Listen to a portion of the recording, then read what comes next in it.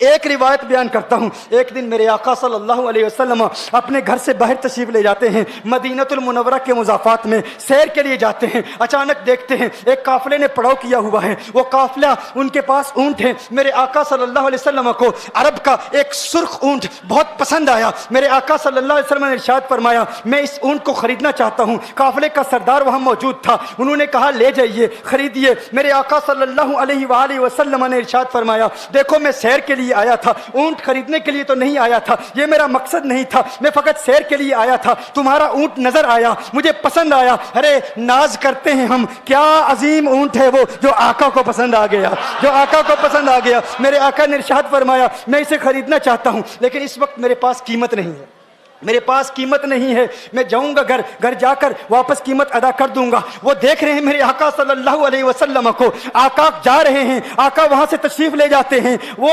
آقا کو کہتے ہیں آپ لے جائیں, اونٹ آپ لے جائیں. آقا کے حسن کے جلوے دیکھ رہے ہیں, اس وقت تک آقا کو دیکھ رہے ہیں جب تک آقا ان کی آنکھوں سے اوجھل نہیں ہو جاتے. جب آقا ان کی آنکھوں سے اوجھل ہو جاتے ہیں تو اچانک ایک شخص پوچھتا ہے, ارے یہ کون آیا تھا, یہ آنے والا کہاں سے آیا تھا, کہا جانے کہاں سے آیا تھا, ہم اسے نہیں جانتے. کہا اونٹ خرید کے لے گیا, قیمت دی, کہا نہیں دی. کہا کیا کیا, کہا ادھار. کہا ادھار دیا. نام جانتے ہو, نام نہیں جانتے. ایڈریس جانتے ہو, ایڈریس نہیں جانتے. پتا ہے کون ہے, نہیں پتا. کوئی ضامن نہیں, کوئی ضمانت دینے والا نہیں. کوئی چیز گروی رکھی, گروی بھی نہیں رکھی. عرب کا سرخ اونٹ انتہائی مہنگا اونٹ ہوتا ہے. علماء جانتے ہیں سرخ اونٹوں کی قیمت کیا ہے. کوئی بندہ آئے جس کا نام پتا نہیں, ایڈریس پتا نہیں کہاں رہتا ہے, کہاں سے آیا ہے, اپنا اونٹ, ان کا اونٹ وہ لے کے چلے جاتے ہیں, ادھار لے کے جاتے ہیں, نام بھی نہیں بتاتے, ایڈریس بھی نہیں بتاتے. کہا تمہیں کیا ہو گیا تھا, تم نے اپنا اونٹ یوں ہی دے دیا. ایک شخص بولا, ارے تم کہتے ہو کہ اس کا نام پوچھتے, اس کا پتہ پوچھتے, ارے نہ جانے کیا ہو گیا تھا, ہماری عقل پر پردے پڑ گئے تھے, ہم تو اس کے حسن میں ایسے کھو گئے تھے. ارے جب وہ بولتا تھا نا تو اس کے منہ سے پھول جھڑتے تھے, ان کے منہ سے پھول. انہی کی بو مایائے سمن ہے, انہی کا جلوہ چمن چمن ہے, انہی کی رنگت گلاب میں ہے, انہی سے گلشن مہک رہے ہیں.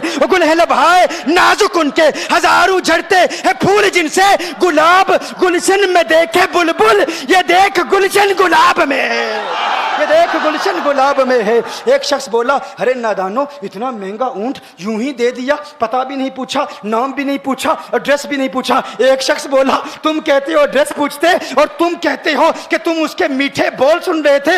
ارے میں تو اس کے کنڈل زلفوں کو دیکھ رہا تھا, ان کے زلفوں کے پیچ و خم میں ایسا گم ہو گیا تھا, ان کے حسن میں. گویا کہ اعلیٰ حضرت یہی فرماتے ہیں نا, لم یاتی نذیر کفی نظر مثلے تو نشد پیدا جانا, جگراج کو تاج تو رے سرسو ہے, تجھ کو شہید و سرا جانا, انفی اتش و سخا کا اتم ہے, گیسو پاک ہے ابر کرو, ہے گیسو پاک ہے ابر کرو, برسن ہارے رم جم دو بوند ادھر بھی گرا جانا, انفی اتشن و سخا کا اتم. اور ایک پنجابی شاعر نے کہا, مکھ چند بدر شاہ شانی, مت چمکے لاٹھ نورانی, کالی زلفت اک مستانی, مخمور عقیل مدبریا.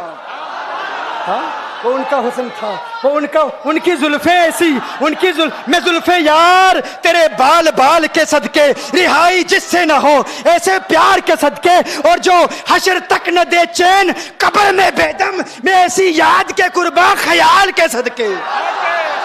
یہ ان کا حسن, دل میں جگر میں آنکھ میں بس تو ہی تو رہے, دل میں جگر میں آنکھ میں بس تو ہی تو رہے, اس کے سوا نہ دل میں کوئی آرزو رہے. اس اہتمام میں شوق میں سجدے کروں ادا, تیرا خیال آئے تو دل باوضو رہے. اور جنت میرے نصیب کی واعظ کو بخش دے, میرے کفن میں گئے سوئے جانا کی بو رہے.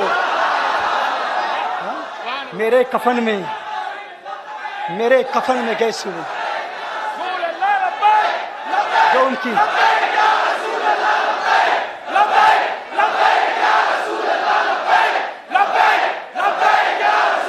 جو ان کی زلفوں کے اسیر ہو جاتے ہیں, جو ان کی زلفوں کو کھلا غضب ہوا تیری زلف دراز کا, کھلا غضب ہوا تیری زلف دراز کا, پھانسی گلے میں ڈال کے دنیا لٹک گئی.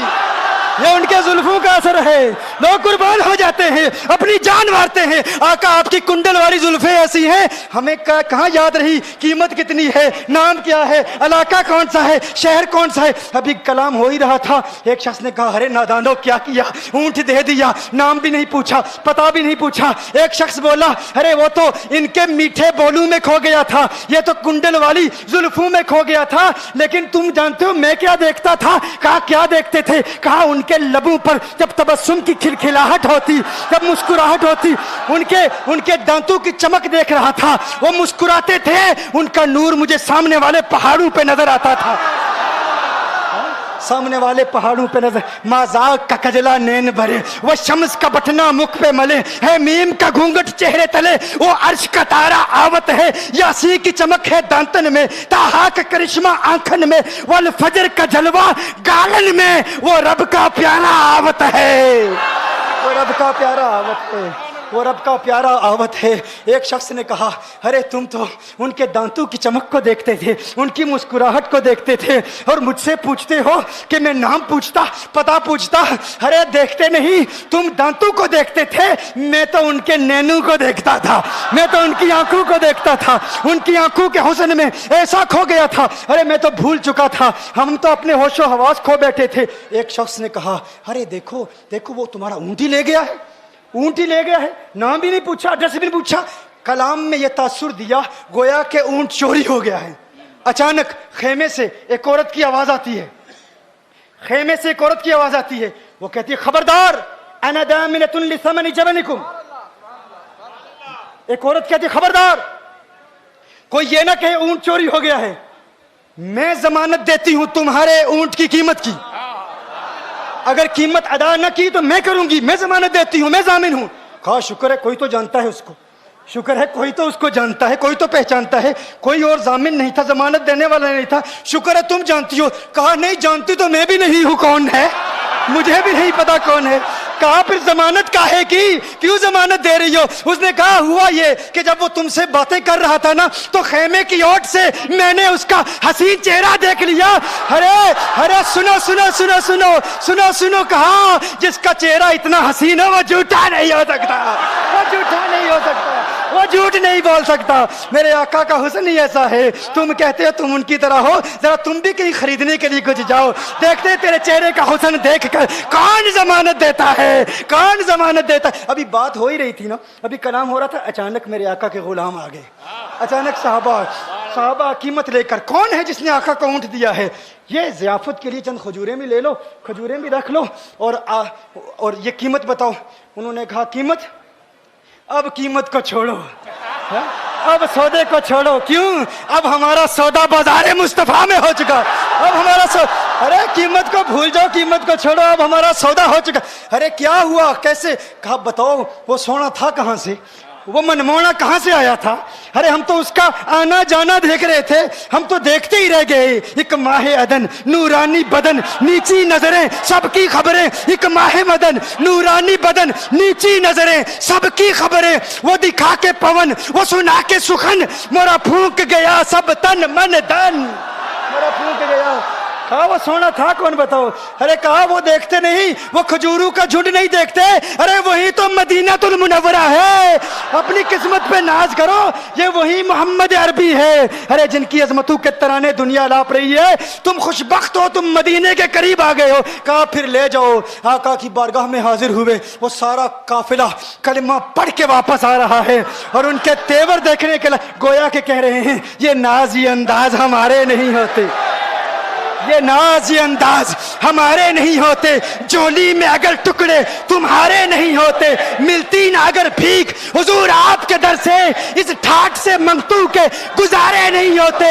اور بے دامی بک جائیے بازار نبی میں، اس شان کے سودے میں خسارے نہیں ہوتے، شان کے سودے میں خسارے نہیں ہوتے، اس شان کے سودے میں خسارے نہیں ہوتے. بتاؤ آخر تم کس اعتبار سے آقا کی طرح ہو؟ یہ گفتگو جاری رہی تو صبح ہو جائے گی، فجر ہو جائے گی. میں اتنی مثالیں پیش کروں گا کہ وقت ختم ہو جائے گا، اور پھر ہم کہیں گے کہ ابھی نہ دل کے ارماں ختم ہوئے تھے، غضب ہو گیا کہ سحر ہو گئی.